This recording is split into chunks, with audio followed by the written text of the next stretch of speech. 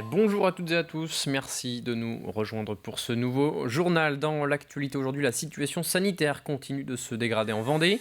Le taux d'incidence est désormais de 377 cas positifs pour 100 000 habitants, contre 247 il y a seulement une semaine. En milieu hospitalier, 65 patients Covid sont soignés, c'est 10 de plus que mercredi dernier. Et parmi ces 65 hospitalisations, 14 personnes restent sous surveillance en réanimation, soit 4 personnes de plus que la semaine dernière. Et cette situation sanitaire est similaire dans le reste de la France. Le gouvernement a donc décidé de fermer les discothèques pour 4 semaines à partir de ce vendredi. Après seulement 5 mois de réouverture depuis le 9 juillet dernier, les établissements de nuit stoppent leur activité temporairement pendant la période des fêtes de Noël. Une décision que les professionnels du secteur ne comprennent pas. Écoutez.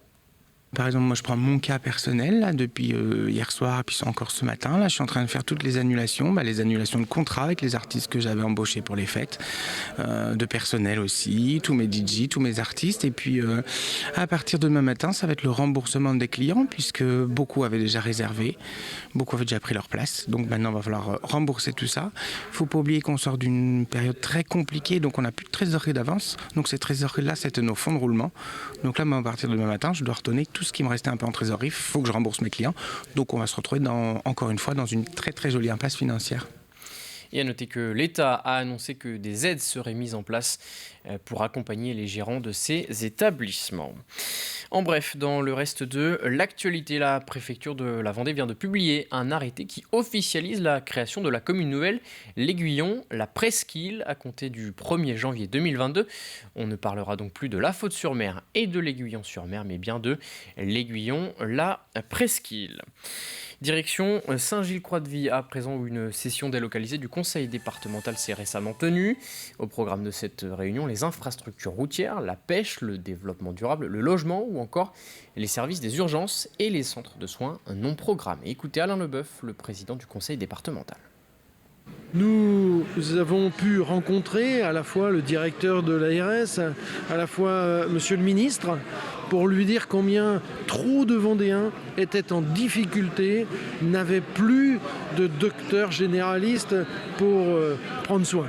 Et c'est pour ça qu'avec l'accord de monsieur le ministre, nous allons lancer ces centres de soins non programmés dans 7 centres en Vendée à partir du début janvier pour à la fois soutenir nos urgences d'une part et à la fois soutenir aussi nos généralistes qui sont aujourd'hui beaucoup trop débordés.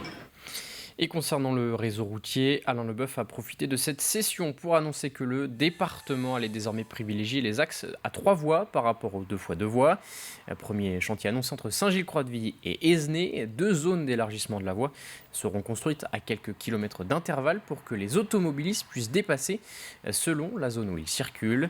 Parmi les arguments avancés, un investissement financier moins important, des délais de construction plus courts et une meilleure préservation des terres agricoles.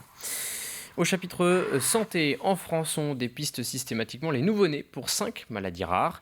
Pendant 2 ans, le CHU de Nantes a lancé une étude pour y ajouter le dépistage de déficits immunitaires combinés sévères à un ensemble de maladies rares qui touchent environ un enfant sur 50 000. Et grâce à ce dépistage précoce, Roxane, 18 mois, a pu être sauvée par le simple prélèvement d'une goutte de sang à sa naissance. Alix Lanos a recueilli le témoignage de ses parents. Tu viens avec maman ? C'est le réveil de la sieste pour Roxane, 18 mois, qui revient de loin. En effet, à la naissance, comme tous les enfants, Roxane réalise un test de Guthrie, un dépistage néonatal de plusieurs maladies rares. En plus des maladies habituelles, on propose aux parents une nouvelle recherche, celle de déficit immunitaire combiné sévère.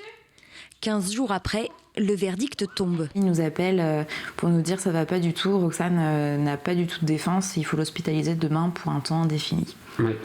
Et donc là, gros choc, ça faisait 15 jours qu'elle était née. Premier enfant. J'étais en postpartum, plein d'hormones, c'était la catastrophe. Voilà. Ouais, beaucoup de larmes, on comprend pas ce qui se passe. Ouais. Et puis on nous explique qu'il faut mettre notre bébé en bulle pour la protéger de tous les virus extérieurs.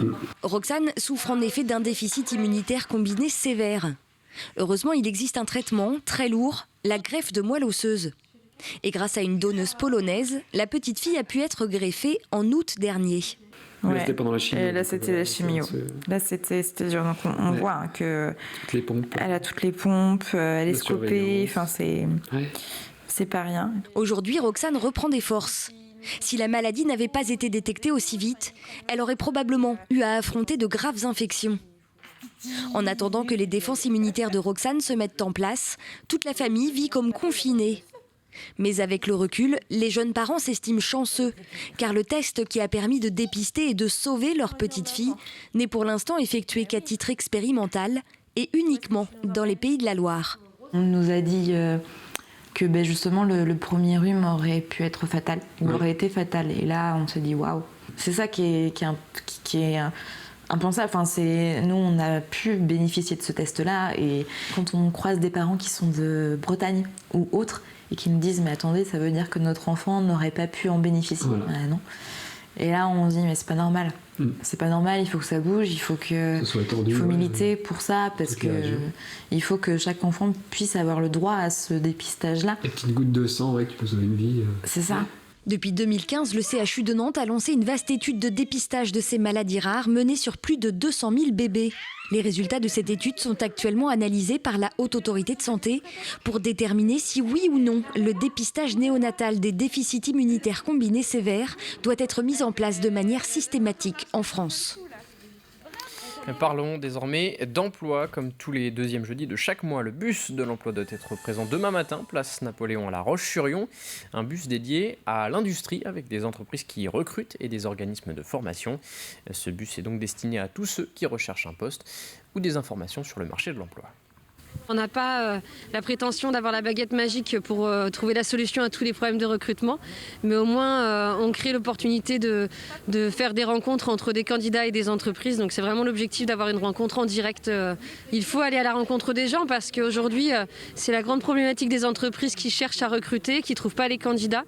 Elles sont là pour parler d'elles, parler de leurs offres d'emploi, parler de leurs spécificités, donc elles sont à leur disposition.